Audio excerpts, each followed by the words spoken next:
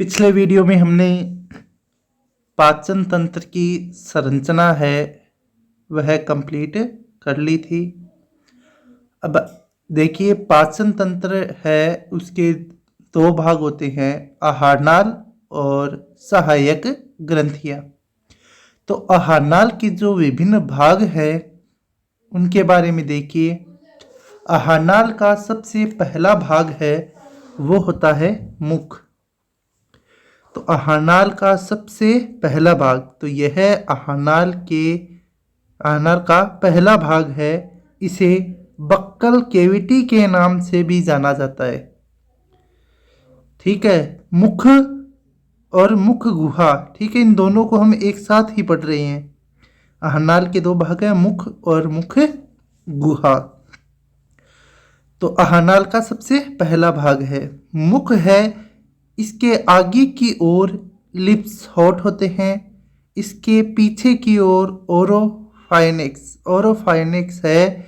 यह हमारी ग्रसनी, हिंदी में इसको बोलते हैं मुख ग्रसनी। तो ये मुख ग्रसनी है, पीछे की ओर, आगे की ओर होठ होते हैं, पीछे की ओर मुख ग्रसनी होती है। पार्श्व में यानी दोनों ओर साइडों में चिक्स गाल होते हैं। ऊपर की ओर कठोर और कोमल तालु होता है, कठोर और कोमल तालु होता है। और मुख गुहा में नीचे की ओर टंग यानी जीभ पाई जाती है। तो यह मुख है, आहारनाल का प्रथम भाग।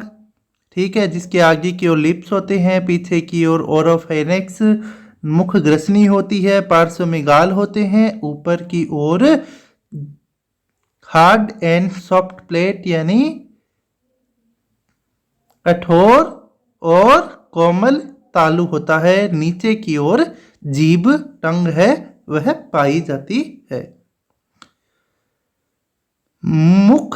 मुख गुहा में खुलता है, यानी मुख है वो आगे की ओर मुख गुहा में खुलता है। मुख में दांत एवं पेशीय जिह्वा होती है। दांत मुख गुहा में निचले जबड़े एवं ऊपरी जबड़े में स्थित होते हैं। निचले जबड़े को मैंडिबल जबकि ऊपरी जबड़े को मैक्सिला कहते हैं। ठीक है, तो दांत है वो दो जबड़ों में स्थित होते हैं। इस व्यवस्था को गर्तदंती कहते हैं। ठीक है, कि दांत है वो जबड़ों में पाए जाते हैं और जबड़ों में पाए जाने को ही गर्तदंती कहा जाता है। दांत जबड़े में उपस्थित होते हैं और जबड़े में पाए जाने को ही गर्तदंती कहते हैं। थेकोडोंट इंग्लिश में बोलते हैं, थेकोडोंट। फिर है मनुष्य के जीवन काल में दांत दो बार आते हैं, यानी मनुष्य के जीवन काल में दांत है वो दो बार उत्पन्न होते हैं। प्रथम बार जो दांत उत्पन्न होते हैं उनको अस्थायी दांत या दूधिया दांत या टेम्पररी टीथ बोलते हैं। और जो दूसरी बार जो दांत आते हैं उनको स्थायी दांत यानी परमानेंट टीथ कहा जाता है। तो मनुष्य के जीवन काल में दांत दो बार आते हैं। प्रथम बार आए दांतों के जो समूह है जो बच्चों में उत्पन्न होते हैं, 6 महीने से 5-6 साल तक की उम्र तक आते हैं, उन दांतों को अस्थायी दांत कहते हैं। जो 6 साल की उम्र के बाद जब अस्थायी दांत गिर जाते हैं और उनके स्थान पर जो दांत आते हैं उन दांतों को स्थायी दांत या परमानेंट टीथ कहा जाता है। तो दांत है वो जीवन काल में दो बार आते हैं। इस तरह की व्यवस्था को द्विबार दंती कहते हैं। तो मनुष्य में दांत है उसकी एक तो गर्तदंती व्यवस्था पाई जाती है, दांत है जबड़े में स्थित होते हैं। जीवन काल में दांत दो बार आते हैं, इसको द्विबार दंती कहा जाता है। बचपन में निकलने वाले दंत अस्थायी दंत कहलाते हैं। अस्थायी दांतों की संख्या 20 होती है, यानी जो अस्थायी दांत है, दूधिया दांत है, उनकी संख्या है वो 20 होती है, जो कि प्रत्येक जबड़े में 10-10 दांत है वो पाए जाते हैं। ठीक है, इनमें से कौन से दांत कितने होते हैं? जो 10 दांत है उसमें इंसिजर दांत है वो एक जबड़े में 4 होते हैं। केनाइन है वो होते हैं 2 और मोलर है वो होते हैं 4। ठीक है, यानी जो इंसिजर, केनाइन और मोलर केवल यही दांत है वो बच्चों में उपस्थित होते हैं। प्री मोलर दांत बच्चों में नहीं पाए जाते हैं। फिर आगे देखिएगा सभी, 6 वर्ष की आयु के बाद अस्थायी दांत फिर गिर जाते हैं, यानी 6 वर्ष की आयु के बाद में अस्थायी दांत है वो गिर जाते हैं, जिनके बाद उनके स्थान पर स्थायी दांत निकलना प्रारंभ हो जाते हैं।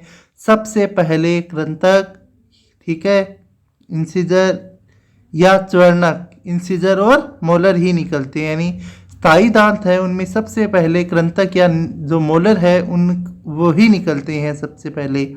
स्थायी दांत कुल 32 होते हैं। स्थायी दांतों की कुल संख्या 32 होती है, जबकि अस्थायी दांतों की संख्या 20 होती है।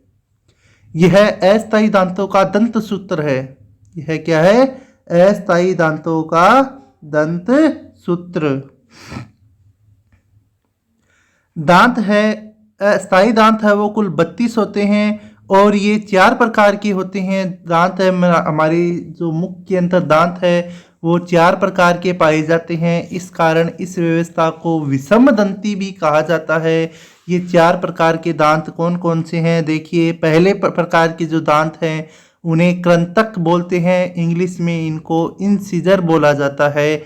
इनका कार्य भोजन को पकड़ने में, यानी ये भोजन को पकड़ने का कार्य करते हैं और इनकी संख्या है वो प्रत्येक जबड़े में 4 होती है। प्रत्येक जबड़े के अंदर 4 है वो पाए जाते हैं। दूसरा है रदनक, जिनको इंग्लिश में केनाइन कहा जाता है। ये भोजन को काटने व चीरने फाड़ने का कार्य करते हैं। इनकी संख्या प्रत्येक जबड़े में 2 होती है। अगले हैं अग्रच्वर्णक, प्री मोलर। ये भोजन को चबाने का कार्य करते हैं और इनकी संख्या प्रत्येक जबड़े में 4 होती है। और चौथे टाइप की जो दांत है वो होते हैं च्वर्णक, मोलर। ये भी भोजन को चबाने का कार्य करते हैं और इनकी संख्या प्रत्येक जबड़े में 6 होती है। इन दांतों की व्यवस्था को एक दंत सूत्र द्वारा व्यक्त किया जाता है और ये दंत सूत्र है 21-23/21-23। ठीक है, जिसमें पहले वाले कृतनक को शो करते हैं, ये 1 और 1 ये रदनक को दर्शाते हैं, ये प्रीमोलर को दर्शाते हैं, अग्रच्वर्णक को, और लास्ट वाले है वो च्वर्णक को यानी मोलर को दर्शाते हैं। तो ये दंत सूत्र है। इसके बाद आगे देखिए,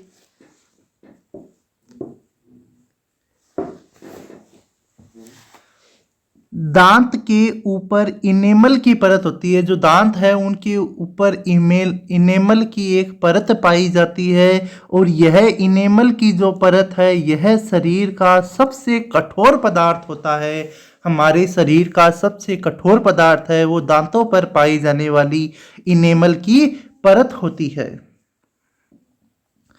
जिह्वा मुख गुहा में गति करने वाला एक पेशी अंग होती है, यानी जीभ है, जीवा है, ये मुख गुहा के अंदर स्वतंत्र रूप से गति करती है और स्वतंत्र रूप से गति करने वाली एक पेशीय अंग है। यह मुख गुहा के आधार से यानी मुख गुहा के नीचे की ओर से जीभ है, ये फ्रेनुअम लिंगुअल नामक संरचना से जुड़ी होती है। तो ये मुख और मुख गुहा टॉपिक है। फर्स्ट आहारनाल का प्रथम भाग मुख और मुख गुहा यह कंप्लीट हो गया। वापिस समझिएगा हमने क्या क्या पढ़ा है। मुख है, यह आहारनाल का सबसे पहला भाग है। यह मुख गुहा में खुलता है। मुख आगे की ओर, मुख में आगे की ओर होंठ होते हैं। इसके पीछे की ओर नासा मुख ग्रसनी होती है। इसके पार्श्व में दोनों ओर साइडों में चिक्स है, गाल है, वो उपस्थित होते हैं। मुख गुहा में ऊपर की ओर कठोर और कोमल तालु पाया जाता है, नीचे की ओर जीभ पाई जाती है। मुख मुख गुहा में खुलता है। और मुख गुहा में दांत और जीभ पाई जाती है। मुख में जो दांत हैं वो दांत जबड़ों में स्थित होते हैं, निचले जबड़े और ऊपरी जबड़े में। निचले जबड़े को मैंडिबल कहते हैं और ऊपरी जबड़े को मैक्सिला कहा जाता है। इस व्यवस्था को गर्तदंती कहते हैं। मनुष्य के जीवन में दांत 2 बार उत्पन्न होते हैं, जिसे द्विबारदंती व्यवस्था कहते हैं। प्रथम बार उत्पन्न दांत को जो बच्चे में उत्पन्न होते हैं उन्हें अस्थायी दांत या दूधिया दांत कहते हैं, जबकि दूसरे बार जो उत्पन्न दांत है उनको स्थायी दांत कहा जाता है। दांत है, एक वयस्क व्यक्ति में दांत है 32 होते हैं, जो 4 प्रकार के होते हैं: इंसिजर, कैनाइन, अग्रच्वर्णक और च्वर्णक। यानी इंसिजर, कैनाइन, प्रीमोलर और मोलर, कृंतक, रदनक, अग्रच्वर्णक और च्वर्णक। ठीक है। दांतों के ऊपर इनेमल की परत होती है और यह हमारे शरीर का सबसे कठोर पदार्थ होता है। जीवा मुख में गति करने वाला एक पेशीय अंग होती है। मुख गुहा के आधार भाग से फ्रीनुअम लिंगुअल नामक संरचना से यह जुड़ी हुई होती है। तो यह मुख और मुख गुहा का टॉपिक हो गया। अपना अगला टॉपिक है ग्रसनी। आहारनाल का दूसरा भाग है ग्रसनी। तो देखिए ग्रसनी को समझिए सभी। मुख गुहा को ग्रासनाल से जोड़ने वाली संरचना को ग्रसनी कहते हैं। मुख गुहा को ग्रासनाल से जोड़ने वाली संरचना है वह ग्रसनी है। ठीक है। यह लगभग 5 इंच यानी 12.5 सेंटीमीटर लंबी नली होती है। 5 इंच लंबी नली होती है यह। इसके 3 भाग होते हैं: नासाग्रसनी, मुख ग्रसनी और स्वर यंत्र ग्रसनी। तो ये दूसरा भाग है आहारनाल का, ग्रसनी। आहारनाल का तीसरा भाग ग्रासनाल। आहारनाल का तीसरा भाग है ग्रासनाल। तो ग्रासनाल को समझिएगा सभी। यह एक पेशीय नलिका होती है। ग्रासनाल भी एक पेशीय नलिका है। आहारनाल पूरी ही एक पेशीय नली होती है। ठीक है। जो ग्रसनी से अमाशय तक फैली रहती है। ग्रासनाल है यह ग्रसनी से प्रारंभ होकर अमाशय तक फैली रहती है और यह लगभग 10 इंच यानी 25 सेंटीमीटर लंबी नलिका होती है। 10 इंच लंबी नलिका होती है। यह भोजन को निगलने में सहायता प्रदान करती है। ग्रासनाल का कार्य होता है भोजन को निगलने में सहायता प्रदान करती है। यह भोजन, लार एवं अन्य तरल को अमाशय तक पहुंचाने में सहायता प्रदान करती है। तो यह अपना जो टॉपिक है ग्रासनाल आहारनाल का तीसरा भाग है, यह भी अपना कंप्लीट हो गया। अगला भाग है आमाशय। आहारनाल का चौथा भाग है आमाशय। तो आमाशय समझिएगा सभी। यह आहारनाल का सबसे चौड़ा पेशीय भाग होता है। आहारनाल का सबसे चौड़ा पेशीय भाग है वह आमाशय होता है। इसकी आकृति जे आकार की होती है। आमाशय के 3 भाग होते हैं: कार्डियक, फंडस और पाइलोरिक। कार्डियक भाग को जठरागम भाग भी कहते हैं। यह भाग ग्रासनाल से जुड़ा छोटा भाग होता है। आमाशय से भोजन को ग्रासनाल में जाने से रोकने के लिए इस पर एक कपाट पाया जाता है जिसे जठरागम अवरोधनी कहते हैं। अगला भाग है फंडस। यह आमाशय का 80% एवं मध्य का भाग होता है। इसी भाग में पाचक रसों का स्राव होता है। और अंतिम भाग होता है पाइलोरिक भाग या जठर निर्गम भाग। यह छोटी आंत के ग्रहणी वाले भाग से यानी छोटी आंत का जो सबसे पहला भाग होता है उसे ग्रहणी कहते हैं। यह उससे जुड़ा हुआ होता है और इस पर जठर निर्गम अवरोधनी पाई जाती है। इसको आप इस डायग्राम से आसानी से समझ सकते हैं। देखिए सभी।